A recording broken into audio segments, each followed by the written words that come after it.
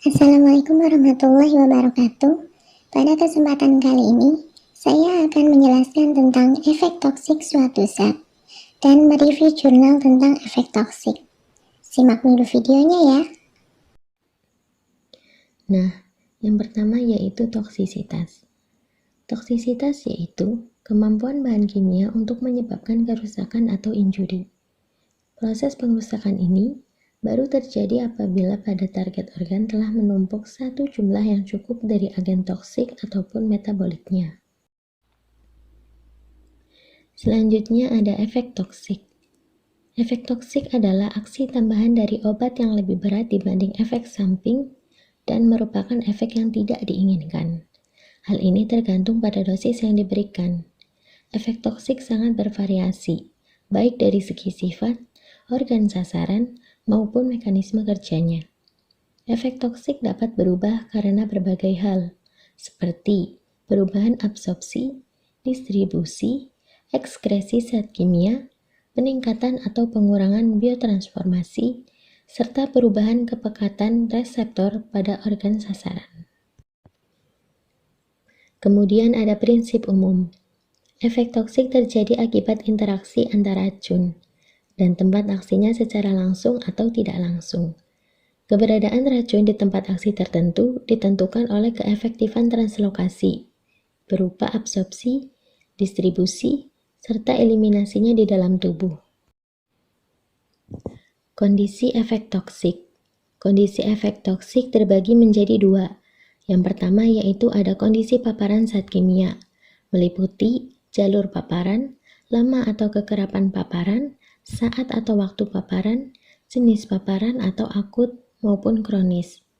Yang kedua, kondisi subjek makhluk hidup, meliputi keadaan fisiologi dan keadaan patologi. Macam-macam kondisi tersebut akan mempengaruhi ketersediaan zat beracun atau metabolitnya di dalam sel sasaran. Jenis keracunan. Jenis keracunan ini terbagi menjadi 3. Yang pertama ada self poisoning, yaitu pasien memakan obat dengan dosis yang berlebih tetapi dengan pengetahuan bahwa dosis ini tidak membahayakan. Yang kedua ada attempted suicide, yaitu pasien bermaksud untuk bunuh diri bisa berakhir dengan kematian ataupun pasien dapat sembuh bila salah tafsir dengan dosis yang dipakai. Yang ketiga ada accidental poisoning, yaitu keracunan yang merupakan kecelakaan tanpa adanya faktor kesengajaan. Selanjutnya spektrum efek toksik. Kondisi efek toksik suatu senyawa adalah berbagai keadaan atau faktor yang dapat mempengaruhi efektivitas absorpsi, distribusi, dan eliminasi senyawa tersebut di dalam tubuh makhluk hidup yang pada gilirannya akan menentukan keberadaan zat kimia tersebut secara utuh atau metabolitnya dalam sel sasaran. Jumlah zat kimia ataupun metabolitnya di sel sasaran. Spektrum efek toksik terbagi menjadi 11 bagian. Ada efek lokal, efek sistemik, efek reversibel dan irreversibel, efek langsung dan tertunda, efek morfologi, efek fungsional, efek biokimia, reaksi alergi, dan reaksi idiosinkratik. Selanjutnya yaitu dampak efek toksik. Terbagi menjadi 4. Yang pertama keracunan kronik. Keracunan yang gejalanya timbul perlahan, yang diakibatkan oleh keracunan bahan-bahan kimia dalam dosis kecil, tetapi terus-menerus dari efeknya, baru dapat dirasakan dalam jangka waktu yang panjang. Misalnya 1 minggu, 1 bulan, maupun 1 tahun. Yang kedua, keracunan akut. Keracunan juga karena pengaruh sejumlah dosis tertentu yang akibatnya dapat dilihat atau dirasakan dalam jangka waktu yang pendek. Biasanya terjadi mendadak setelah makan maupun setelah melakukan sesuatu. Yang ketiga yaitu menurut alat tubuh yang terkena. Pada jenis ini, keracunan digolongkan berdasarkan organ yang terkena. Yang keempat yaitu menurut jenis bahan. Pada jenis keracunan ini, digolongkan dalam beberapa kategori. Yang pertama ada penyalahgunaan, yang kedua sifat toksik yang sama, yang ketiga melalui makanan ataupun pembusukan, yang terakhir yaitu kontaminasi kulit. misalnya luka bakar kimiawi. Sifat hubungan dosis respon. Sifat spesifik dan efek suatu paparan secara bersama-sama akan membentuk suatu hubungan yang lazim. Disebut sebagai hubungan dosis respon. Hubungan dosis respon tersebut merupakan konsep dasar dari toksikologi untuk mempelajari bahan toksik. Penggunaan dosis respon dalam toksikologi harus memperhatikan beberapa asumsi dasar.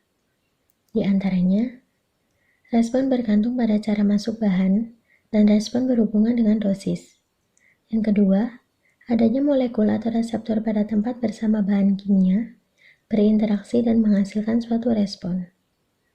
Yang ketiga, respon yang dihasilkan dan tingkat respon berhubungan dengan kadar agent pada daerah yang reaktif.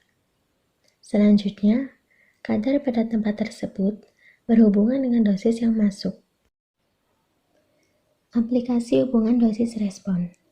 Aplikasi lebih lanjut dari TD dan ED adalah untuk menentukan therapeutic index, yaitu tingkat keamanan suatu bahan atau obat yang diekspresikan melalui perbandingan antara LD50 dengan ED50. Yang pertama ada toxic dose, adalah dosis tertentu yang sudah dapat menyebabkan kerusakan jaringan tubuh dari suatu bahan yang dipaparkan pada suatu populasi dan pada tingkat dosis tertentu sudah dapat mengakibatkan kerusakan pada jaringan tubuh hewan percobaan. Yang kedua yaitu ada effective dose, adalah dosis tertentu yang mempunyai efek yang ringan, namun efektif terhadap jaringan tubuh dari suatu bahan, dan pada tingkat dosis tersebut sudah dapat menimbulkan efek biologis yang ringan untuk pertama kalinya pada hewan percobaan. Nilai LD50 tidaklah ekuivalen dengan toksisitas, tetapi nilai ini diinterpretasikan ke dalam nilai TD dan ED. Faktor-faktor yang mempengaruhi efek toksisitas terbagi menjadi dua bagian. Yang pertama yaitu ada faktor intrinsik racun, yang kedua faktor intrinsik makhluk hidup. Faktor intrinsik racun merupakan faktor yang berasal dari racun itu sendiri. Faktor ini digolongkan menjadi dua bagian, yaitu ada faktor kimia dan kondisi pemejanan. Faktor kimia adalah interaksi kimia di dalam tubuh dan menimbulkan efek. Efek-efek yang terjadi antara lain yaitu efek aditif, efek sinergi, dan efek antagonis. Kemudian ada kondisi pemejanan. Menurut waktunya dibagi menjadi 4. Yang pertama, akut, yaitu pemaparan yang terjadi selama 24 jam. Yang kedua yaitu ada subakut, pemaparan yang terjadi berulang untuk jangka waktu kurang dari 1 bulan. Yang ketiga yaitu ada kronik, pemaparan yang terjadi berulang untuk jangka waktu lebih dari 3 bulan. Yang keempat yaitu subkronik, pemaparan yang terjadi berulang untuk jangka waktu dari 3 bulan. Kemudian, yang kedua yaitu ada faktor intrinsik makhluk hidup. Faktor ini terbagi menjadi 4 bagian. Yang pertama yaitu keadaan fisiologi, meliputi berat badan, jenis kelamin, dan usia. Kedua, keadaan patologi, meliputi penyakit ginjal, penyakit hati, dan penyakit saluran pencernaan. Yang ketiga yaitu ada kapasitas fungsional, dan yang terakhir yaitu ada toleransi dan resistensi. Kemudian yang selanjutnya yaitu kita akan mereview jurnal. Jurnal yang saya ambil berjudul Efek Toksik Formalin Terhadap Gangguan Fungsi Hepar.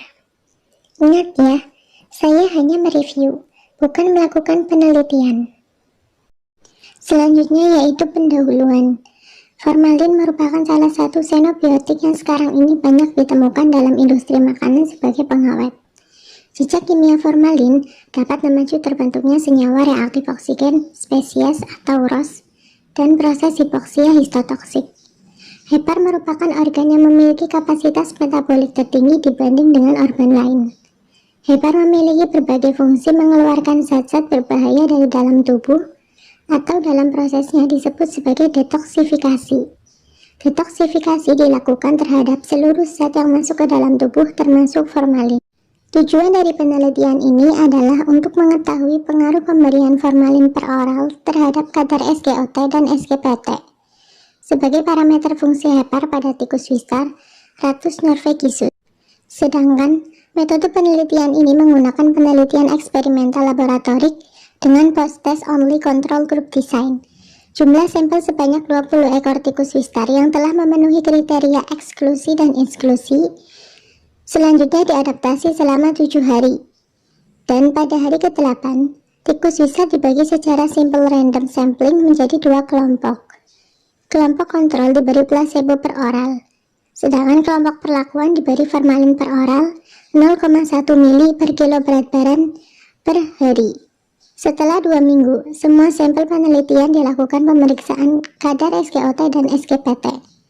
Analisa pada penelitian ini menggunakan uji independen sample t-test.